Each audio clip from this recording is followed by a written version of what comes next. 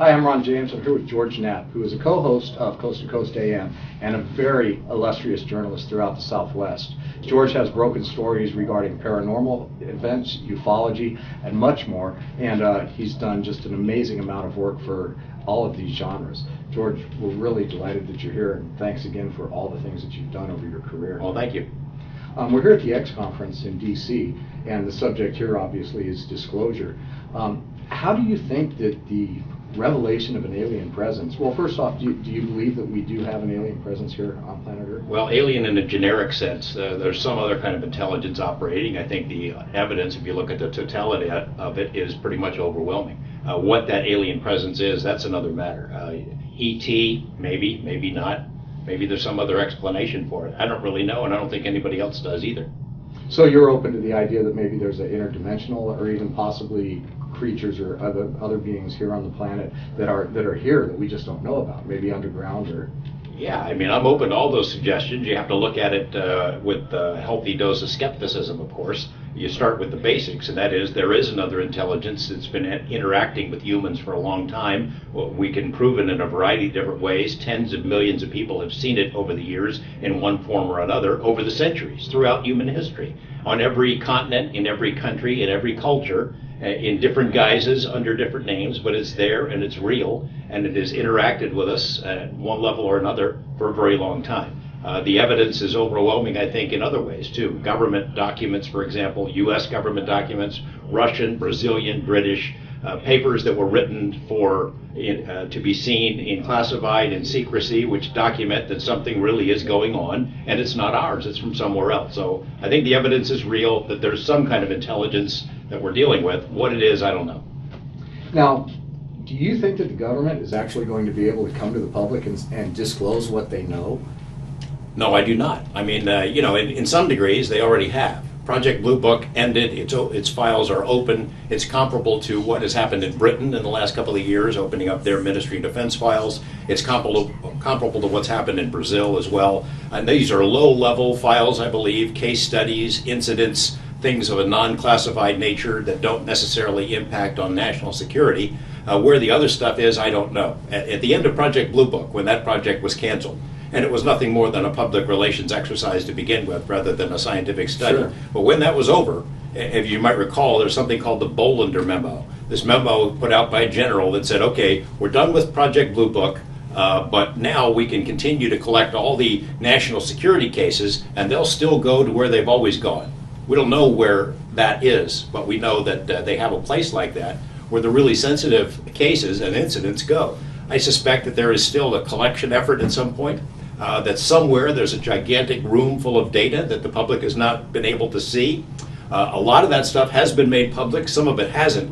But if we are waiting for a day when our government comes forward and says aliens are real, they're here, we're going to be waiting a long time. In my opinion, that day will never happen. And now, is that primarily because they know a lot less than some of the cover-up conspiracy people believe they know, or is it because they're just flat out not going to tell us? I think there's a variety of reasons. One is very mundane and human. There was a congressional investigator that I worked with a number of years who had highest security clearances. He was looking into the story about Area 51, and he was looking into the possibility that a cover-up existed, that it had existed for a long time. The possibility was that millions, maybe tens of millions of dollars that otherwise would have gone into legitimate national security programs for our military, for the defense of our country, had been siphoned away from these legitimate programs and used to keep this cover-up going, to perpetuate a conspiracy of sorts, to deny information to the American public and to the world. And he told me at the time, he said, look, if this story turns out to be true, these people are going to go to jail. They will go to jail. So that's a very down-to-earth reason why the cover-up could be maintained. I think the other reason would be, look, they've been lying about it for a long time. Even if they didn't steal money to keep the lie going, they painted themselves into a corner and don't really know what to say. And then you get to this point. When you talk about disclosure, disclose what? That aliens are real? I'm not sure anybody knows the true answer to this.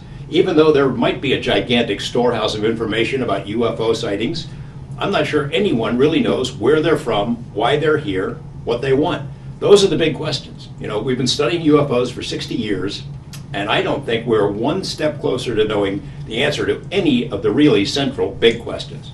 So in the time that you've been reporting on these stories, all the way back to doing work with Roswell and Area 51 and some of the other things that you've been involved in, you've never been approached by somebody at a high level and told to either stop what you're saying or that there's something to this, but you don't need to talk about it. Has there ever been that elusive private conversation, that thing that everybody thinks happens to people who get too close? Oh, not once. I wish I had the knock on the door.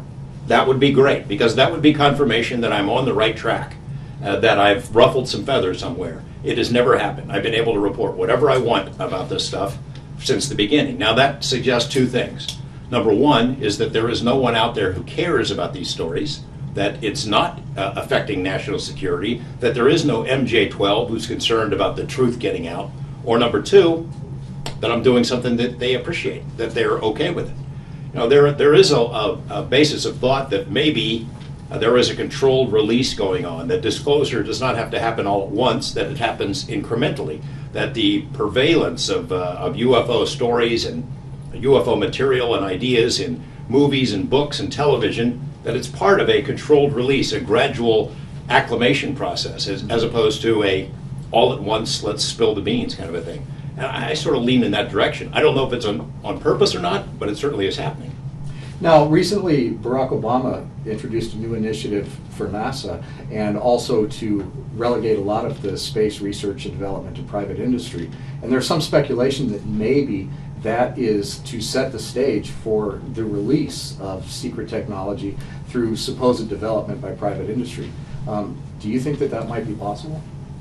It's possible, but I would say in general that it is the people in the UFO community have vivid imaginations, and they see realities and conspiracies all over the place, whether they really exist or not. That'd be great. But you know what? Barack Obama has a lot more on his plate than extraterrestrials or UFOs.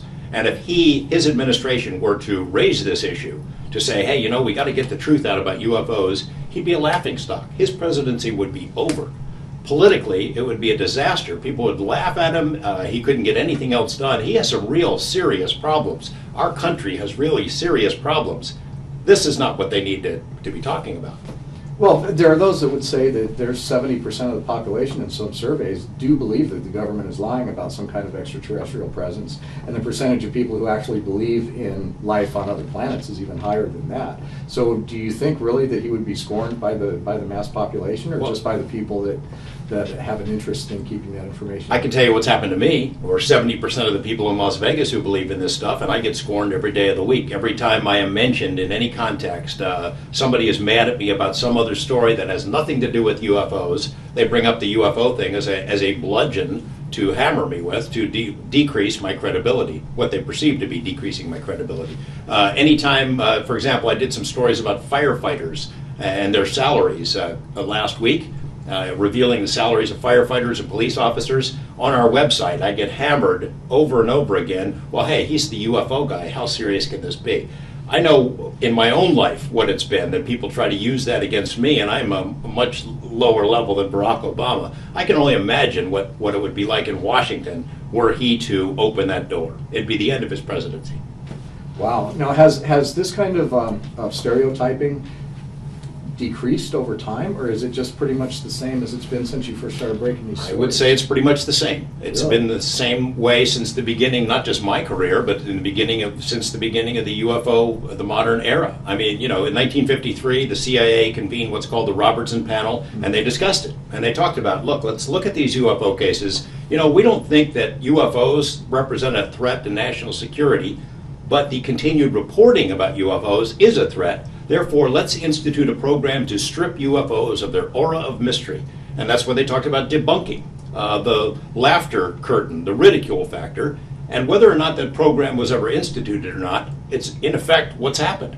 Because people do laugh at people who report UFOs.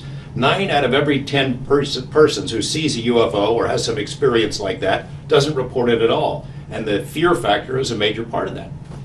Now, I notice a very healthy skepticism in your approach, and I think that's fantastic. But I also know that you have a very good relationship with Bob Lazar over time, and he is one of the people who says that he was inside Area 51 and has seen the extraterrestrial vehicles. So how do you balance that? Because I notice that from a journalistic standpoint, you're very fair and balanced, but also there's got to be this kind of dichotomy happening inside you and surrounding your work. It's not hard. It's like you go into it like any other news story. You treat it the same way. You have an open mind about it, but you have a healthy degree of skepticism because people do lie. People have their own agendas. So you go into it, it's like Missouri, the motto for Missouri, show me, you know. I'm open to anything if you can prove it to me or give me some reasonable facsimile of proof, and that's how I approach that. There's a lot of support for Bob Lazar's story. Ultimately, we can't say that what he said is true. We don't have the flying saucers that he said were stored out there. We can't kick the tires and inspect them. So to some extent, you have to take his word for it and the word of other people. But I have more than 24 other people who work at Area 51 in the 50s, 60s, 70s, and 80s who have bits and pieces of the same story. So that's why I give it a certain degree of credibility. Now, for people that aren't familiar with what you do in Las Vegas now, tell us a little bit about the station that you're working with now and what their policy is and how they regard you and how much leeway they give you in continuing to report these kind of stories. I am the chief investigative reporter at KLAS-TV. That's the CBS affiliate in Las Vegas. It's the oldest TV station in Nevada. The first licensed station in our state, created in 1953. It has always been the news leader in our community. It has many more viewers than the largest newspapers in Nevada have. And I am in a unique position because I've been there so long, because I had done so many other kinds of stories, organized crime and pollution and government corruption, things of that sort, and it developed a certain amount of credibility with the audience and with my managers. I was allowed to go after this. Now, do they want me to do a UFO story every week? No. Am I allowed to pursue it if I think it's good and interesting? Yeah.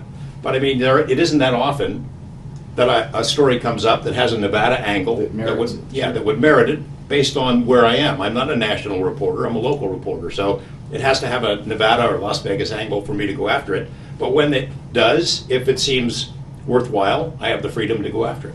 And I'm unique. It's because I've been there a long time, they let me do it. Now, how do you balance your solid journalistic work with the CBS affiliate with also being co-host of Coast to Coast, which certainly has a leaning of the paranormal and the ufologies? The same thing, again, is that my employers trust me to do the right thing. And even though I am on a radio show that explores a lot of really weird topics, I'm not committing myself to those. I'm not saying because I'm interviewing you about XYZ that I believe it with my whole heart. I'm questioning you about it. We have somebody on the program with a weird point of view or an odd story to tell. I ask them about it. I let them tell the story, but I don't necessarily have to openly embrace it. Now, did you have to really go through a strong decision process and a lot of thought before you decided to take the gig with Coast to Coast? Not really, because I've been down that road. Sure. I've been down that road and covered this material. It's fun. It's 4 hours. You can cover a lot of material. You can go over a lot of stuff, and it's to have the luxury of that much time to explore a guest, a book, an idea is great. It's a lot better than a 5-minute TV report in some ways because you can cover a lot more ground and get more in depth. So when I told my news managers, they said okay, because they trust me. I'm sure they probably had to think about it sometimes if they listen late at night to the strange stuff we cover. Was this a good idea or not? But so far they haven't told me to stop.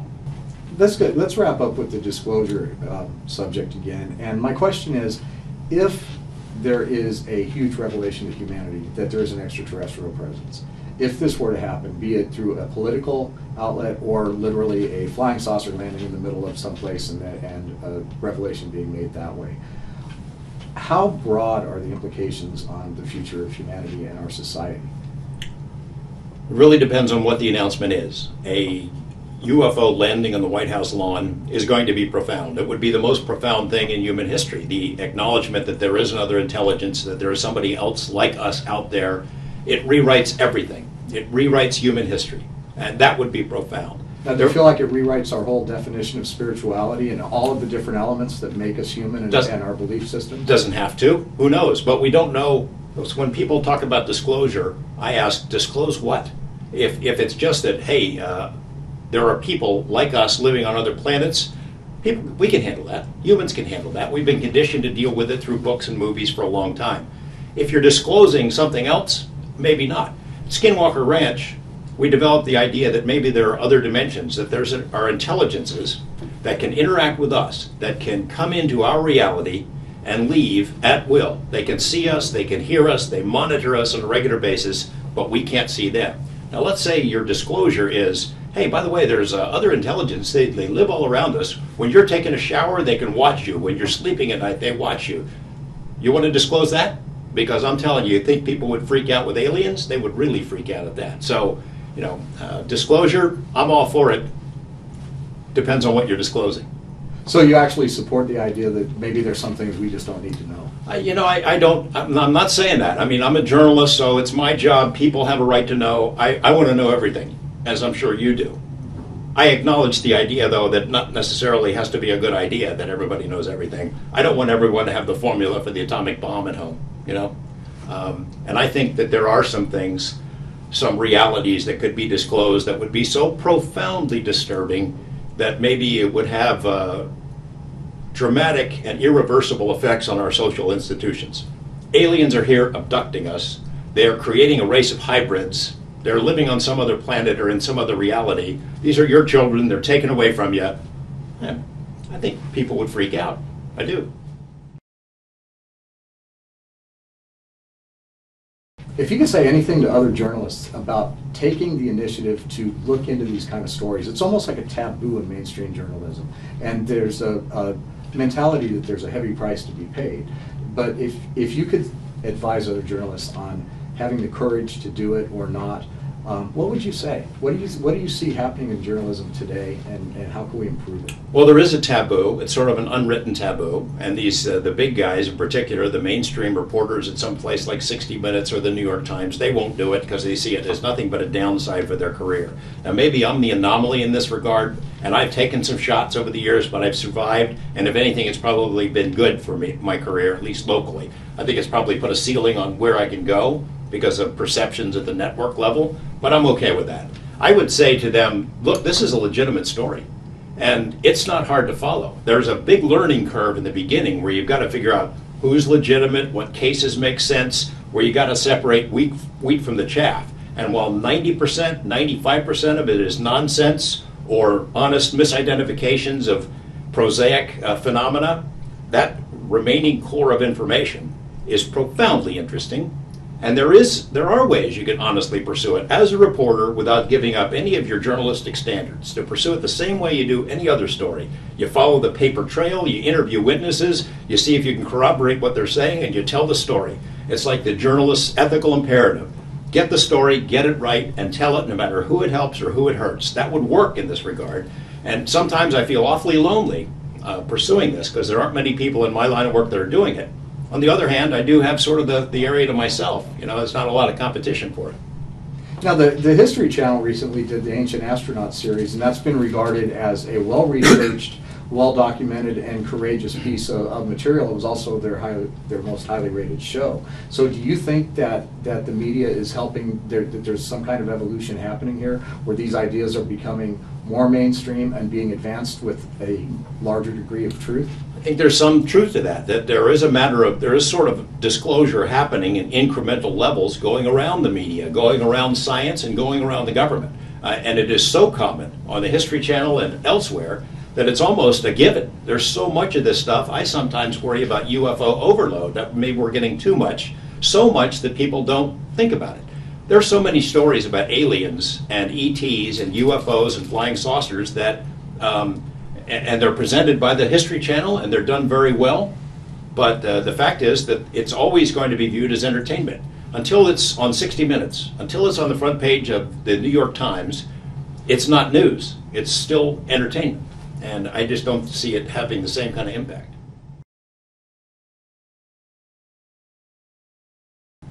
Well, I can address this, is that, in a lot of ways, the Russian experience is similar to our own. Their government told them the same thing. There's nothing to this. In fact, they blame it on us.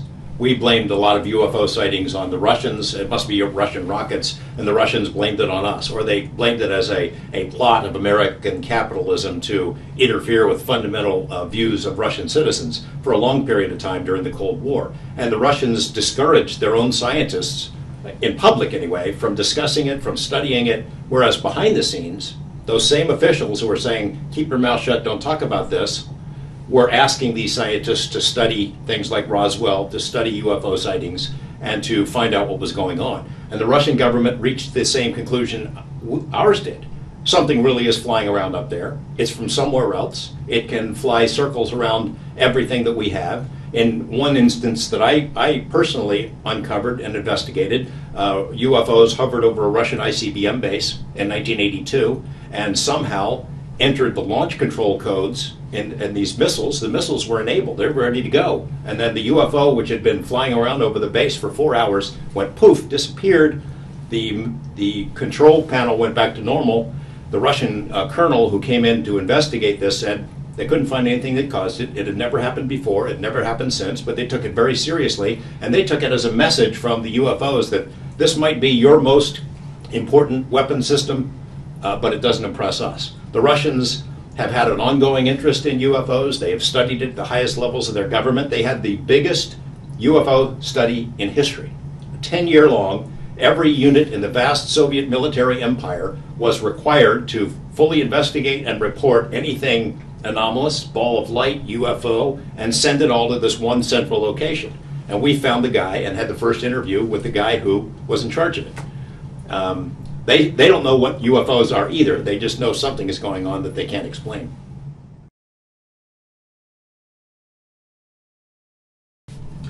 So George, with the advent of like YouTube and all of the different ways to get information out, everybody's got a video camera, everybody could be a producer, and millions of people are actually watching these videos. How does that change the landscape in relationship to the mainstream media and the dissemination of information?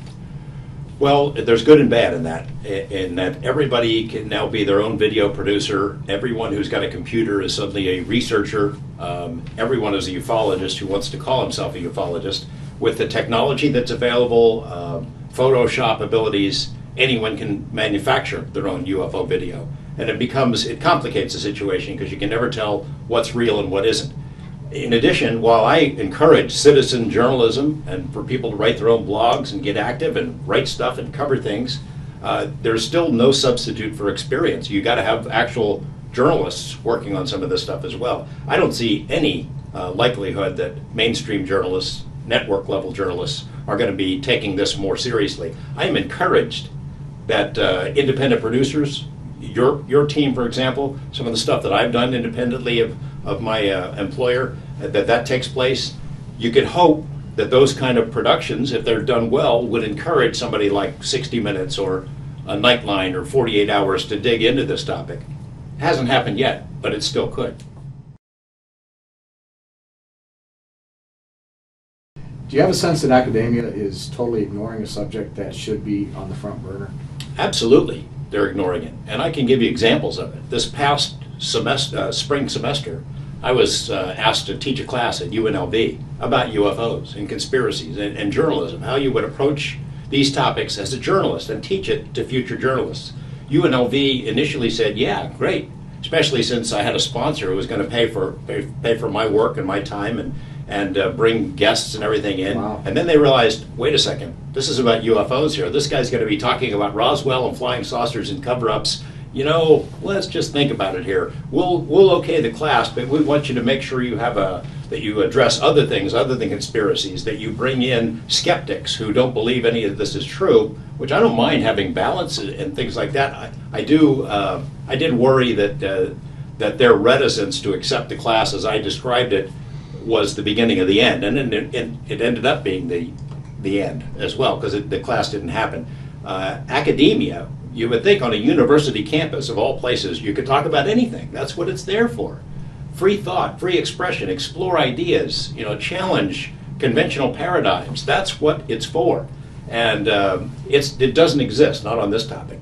I remember when I was producing this documentary, I was in Knoxville, Tennessee, and I went to Vanderbilt University to interview this astronomer, prominent guy, well-respected, PhD, I asked him about UFOs. Well, you know, that UFO stuff, there's nothing to it. There's no evidence. I said, well, how much have you read about it? He says, I've read everything that's appeared in the academic press. I'll tell you, it'd take you about 5 minutes to read everything that's been in the academic press. You can't publish an article about UFOs. I know PhD guys, Nobel Prize quality guys who have written articles that are rejected just because of the subject matter. Dr. Brian O'Leary was at Cornell with Carl Sagan. He was accepted for the astronaut program. He's a brilliant man. Sure. He wants to talk about this stuff, and it's completely discouraged. He can't get an article published in a scientific journal because they don't want to talk about it. They don't want to deal with it, and it's bankrupt. It's ridiculous. It's shameful is what it is. No, I've interviewed Dr. O'Leary, and he's in a couple of my Yeah, he's a good guy. George, I just too. really want to thank you for sitting with us for a while Sure. and really covering these topics. I know a lot of people are interested in what Thanks. you have to say. Thank Sure. you.